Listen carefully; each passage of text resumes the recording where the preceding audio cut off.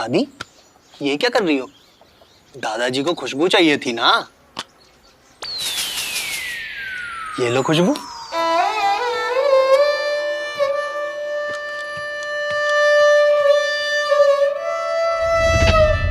ये थी मेरी दुख भरी दास्तां।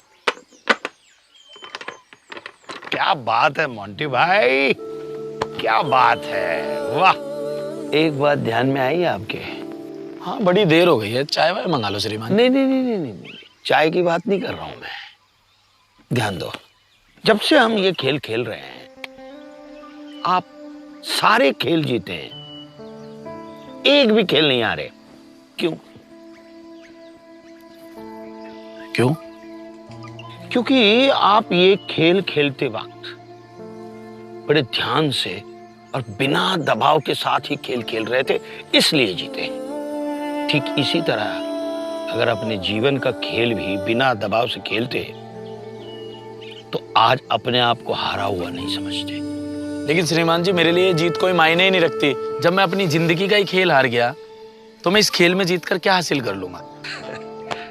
मोंटी भाई, हमारे जीवन की जो डोर है, जीवन की जो लगाम है, वो हमारे अपने हाथ में होती है। उसे कैसे जीना चाहिए वो हमारे हाथ में होता है। माँ बाप होते हैं ना, वो बच्चे की सुरक्षा ही चाहते हैं, बच्चे की खुशियां ही चाहते हैं, बच्चे बड़े हों, सुखी हों, यही चाहते हैं।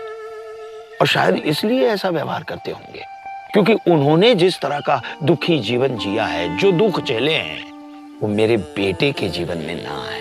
यही सोच होती है माँ बाप की। शायद उनके भी माँ बापों ने दुख झेले हैं और वो परिस्थिति उन्होंने देखी है, इसलिए इस प्रकार से माँ बाप हमें संरक्षित रखने के लिए ऐसा हमारे साथ व्यवहार करते हैं। अपने बच्चे के साथ कभी बच्चा होके बैठे हो?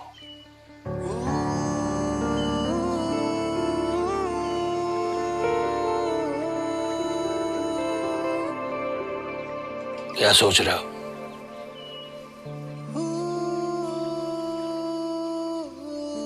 ये सोच रहा हूँ कि ये सब बात मुझे मरने के बाद ही क्यों समझ आई। ये सब मैंने पहले क्यों नहीं सोचा। जब मेरा जीवन था तो मैं सदैव अपने जीवन में माँ बाप को कोसता रहा कि इन्होंने मुझे कोई निर्णय नहीं लेने दिया। मैं ये क्यों नहीं समझ पाया कि मैं जो भी कर रहा था, अगर उसी को मन लगा के कर लेता तो जिन चीजों से मैं निराश था, शायद वो चीजें भी खुश हो जाती और मैं जो कर रहा था उसमें मेरा मन भी लग जाता।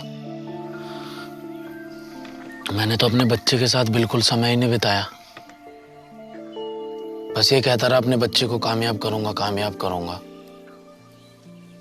समझाना चाहता था, बस समय नहीं बिताना चाहता था। अब शायद बहुत देर हो गई श्रीमान जी।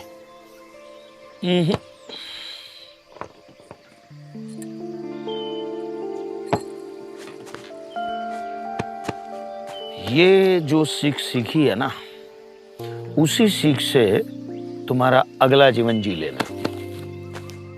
अगला जीवन? हाँ। कौन सा अगला जीवन? मेरा हो गया श्रीमान जी। अरे भैया, मेरे हाथ में कुछ नहीं है। देखो, ये प्रकृति का नियम है। जिसका जन्म हुआ है उसकी मृत्यु निश्चित है। अरे मैं अपने डिसीजन कब लूंगा? और जिसकी मृत्यु हुई है उसका पुनर्जन्म भी निश्चित है। मेरे डिसीजन दूसरे क्यों लेते हैं?